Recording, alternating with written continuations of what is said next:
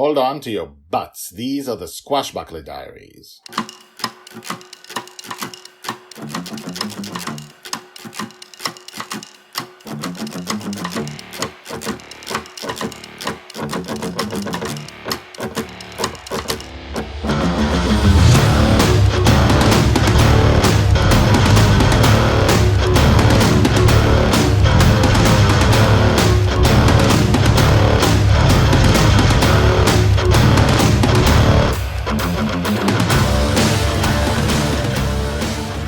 Welcome back. My name is Guy Hasson and you're listening to the Squashbuckler Diaries podcast. These are hectic times. Actually, all of the time, hectic times for someone. But hopefully, once you go back home from fighting for just causes, once you get home, maybe you want to lie back, lie down, take a load off and enjoy some fantasy about a girl in a dream.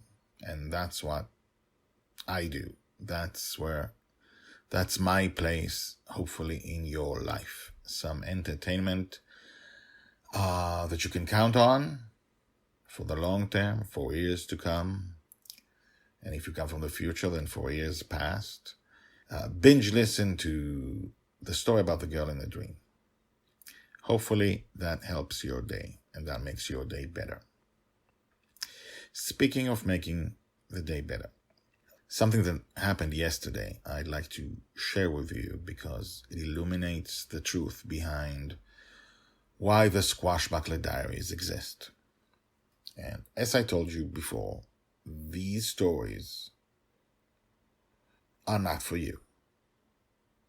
You are free to listen to them. I think you'll really enjoy them. I think millions of people will enjoy these stories and the Lost in Dreams books. But these stories are not for you. I write always for myself, but I write this for my kids, for my 3 kids. Joy is based on my 3 kids. The story is based on my love for my kids. And it came up when I had just one girl, and I came up with a story about a girl who lives in a father's dreams, and eventually in the dreams as a whole. And this is our album, and I have an audience of 3. An audience of 3, which is too young at the moment to listen and enjoy. But this is for them. And yesterday, the 2 older girls, 9 and 7, Liz asked me to tell them like a few stories about the girl in the dream, the daily stories I write, because they hear that I'm writing them. They know it's about, it's for them and it's slightly about them. And so I told them about the Genie and the Lamp, the 5-part saga. You've listened to the first 4 episodes, hopefully, and now you're listening to the 5th one. And let's take a step back before I tell you the reaction. When I write, I've been writing for a while now. I've been writing for decades. And I write specifically in a way. I do many things that I don't even notice that I do. And I write specifically in a way that if you are able to finish whatever story it is from beginning to end, if you listen to one Squashbuckler Diaries, you listen to many of them. If you read the first Lost in Dream book from beginning to end, then you get something in you that I want to share with you. And if you don't get it, if you don't connect to it, the book isn't for you. The story isn't for you. You stop reading it. You stop doing it. And I've been very fortunate that most of the people reading my stuff or seeing my stuff in the theater have followed things to the end. So I know that a lot of people connect. But this is built in a way that disconnects people who don't connect. And as I was reading the 5-parter to them, they were getting into it at exactly the right times, and they wanted to know what would happen at exactly the right time. And I'm really good at reading an audience, both in the theater and actually an audience that's reading my books. And by the end of the 5th one, they're completely in it. They enjoyed it thoroughly, and that meant something to me. That meant that I was able to connect with my daughters, and I was so overwhelmed with emotion.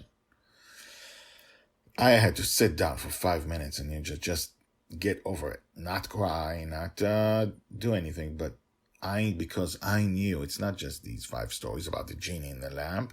It means they will like the whole thing. They like all the Squashbuckler Diaries. They like all the books. This entire thing that's built for them. They will like it. They will enjoy it. They will thoroughly enjoy it. And when they grow up, this is a story that that'll take a long time to tell. And it was just overwhelming.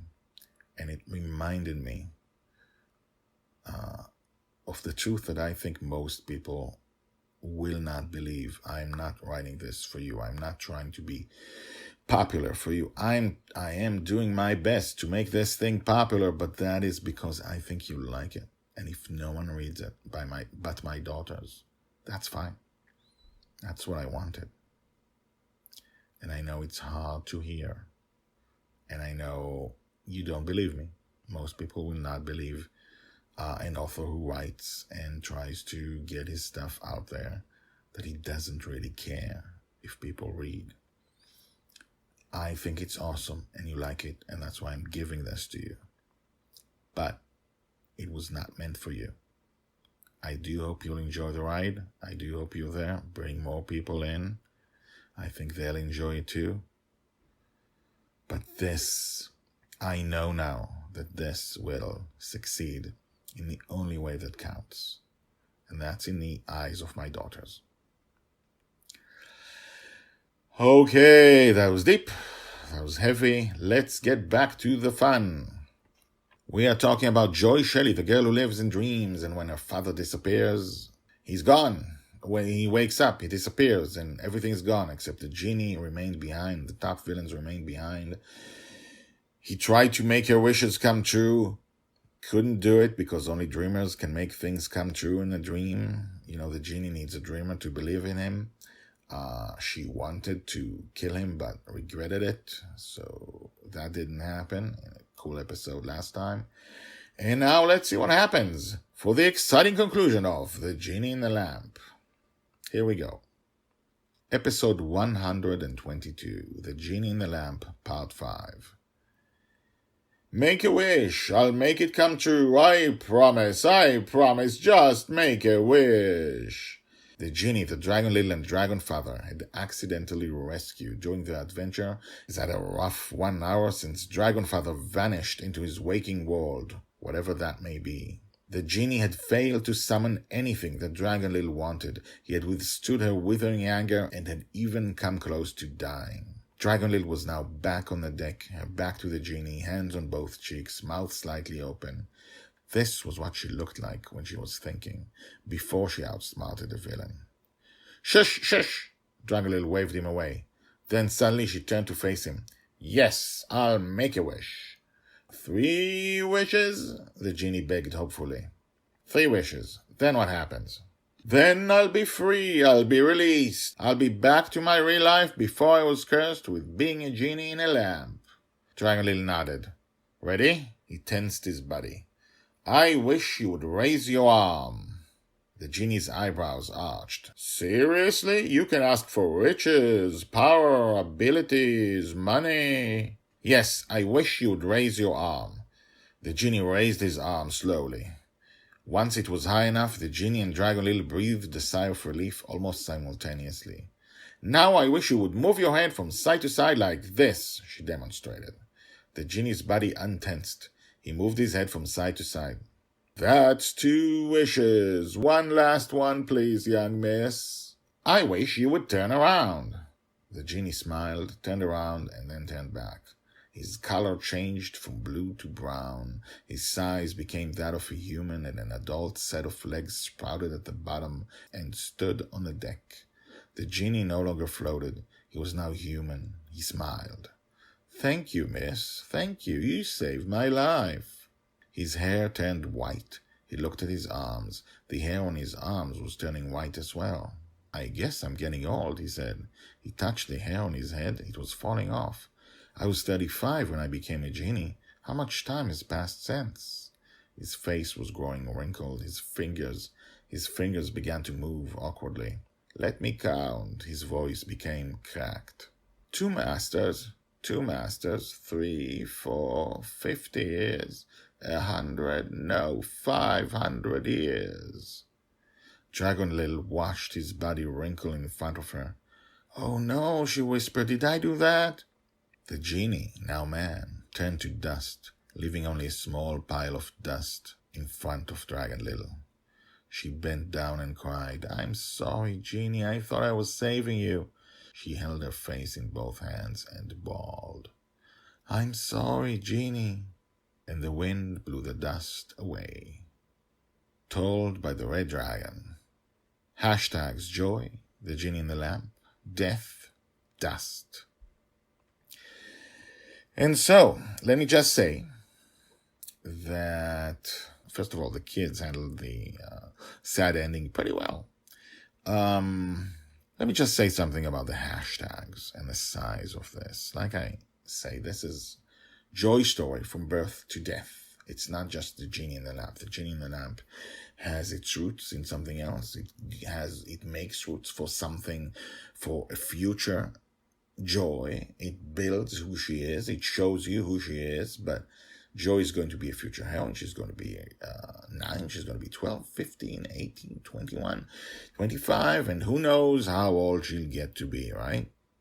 And we are following her entire life. And right now it's the seeds of almost everything we'll see later. Something is seeded and you don't know how it comes out.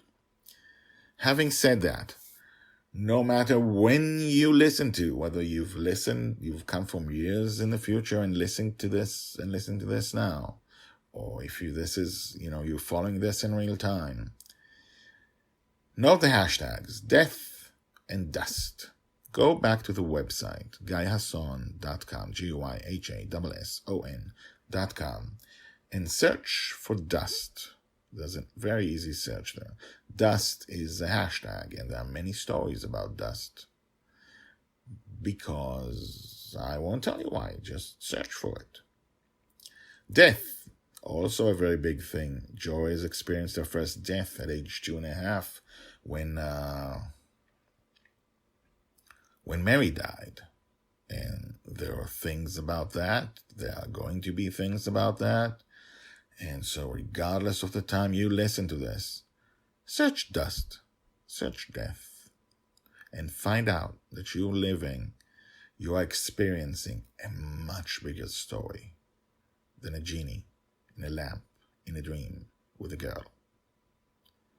Next time, another part of that big story. So join us then. And now, the credits. The Squashbuckler Diaries are written and read by me, Guy Hasson. All the tags mentioned in this story are searchable at the website. You can find all the stories there in written form and, in fact, 150 Squashbuckler Diaries more. The Squashbuckler Diaries is the diary of Joy Shelley, the girl who lives in dreams. She'll be called the Forgotten Girl by her father. She'll be a true heroine. She'll change the world. This project shows her entire life from birth to death. Check out the website at GuyHasson.com. That's GuyHasson.com. I've been an author and playwright for more than 30 years, and this is the first time I've used the GuyHasson.com website, because The Girl in the Dream is my life project. If you have questions, if you want to comment, please do. You can comment at the website or email me at GuyHasson@gmail.com. That's GuyHasson, GuyHasson @gmail.com. The theme music is called Brass Gentleman and is created by Thomas Howardek. My name is Guy Hasson, and this is my life project. Come back tomorrow, and tomorrow, and tomorrow for more.